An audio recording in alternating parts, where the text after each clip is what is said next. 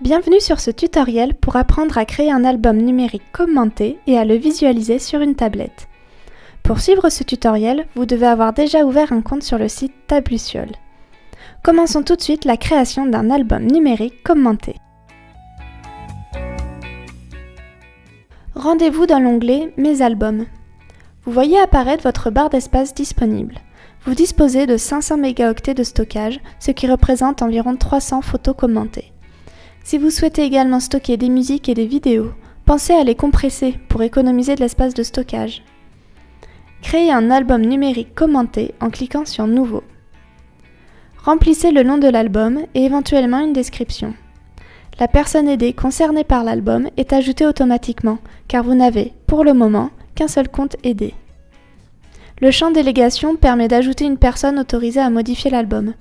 Nous ne nous en occuperons pas pour le moment. Ajoutez éventuellement des mots-clés, puis cliquez sur « Sauver ». Vous vous retrouvez sur l'onglet « Médias ». Le bouton « Visualiser » vous permettra de parcourir l'album lorsqu'il sera rempli. Cliquez sur « Ajouter » et choisissez un type de fichier que vous souhaitez ajouter à cet album. Vous pourrez, bien sûr, en ajouter d'autres types plus tard. Sélectionnez pour commencer des photos, puis cliquez sur « Parcourir mes fichiers ». Vous accédez aux fichiers stockés sur votre ordinateur. Sélectionnez une ou plusieurs photos, cliquez sur « Ouvrir » et patientez le temps de chargement des fichiers.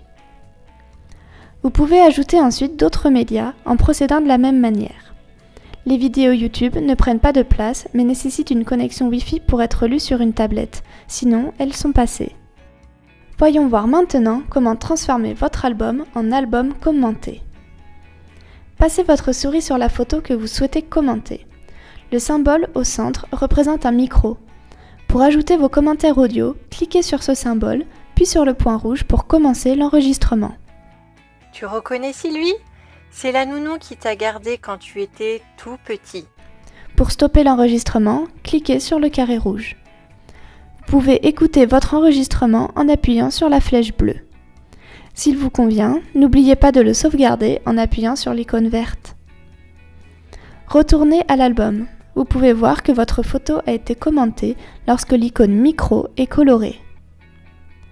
L'icône bulle en bas permet d'ajouter des commentaires textuels. Vous pouvez également réorganiser vos photos dans l'album grâce à l'icône flèche, visualiser une photo en grand écran ou supprimer une photo. Vous pouvez également ajouter une musique en fond sonore. Cliquez sur « Ajouter des fonds sonores » et sélectionnez un fichier audio sur votre ordinateur. Cette musique sera jouée en même temps que la lecture des photos. Ça y est, vous avez créé votre premier album sur le premier module, c'est-à-dire sur le site de Tabluciole. Allons voir du côté du deuxième module, l'application pour tablette.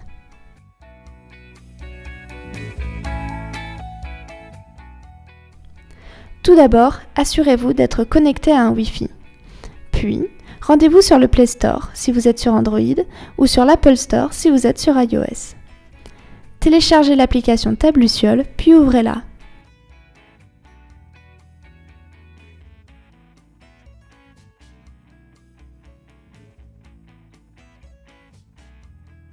Un raccourci s'est créé sur votre écran d'accueil.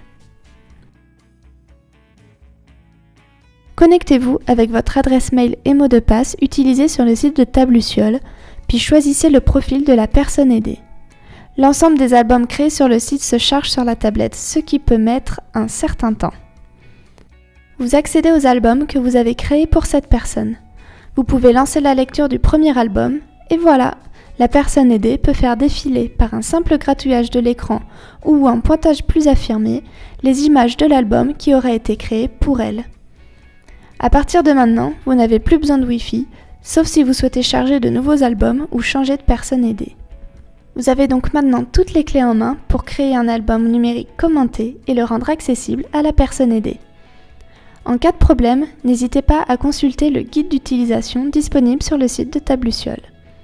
Les prochains tutoriels détailleront les fonctionnalités avancées de Tabluciole, alors ne les manquez pas!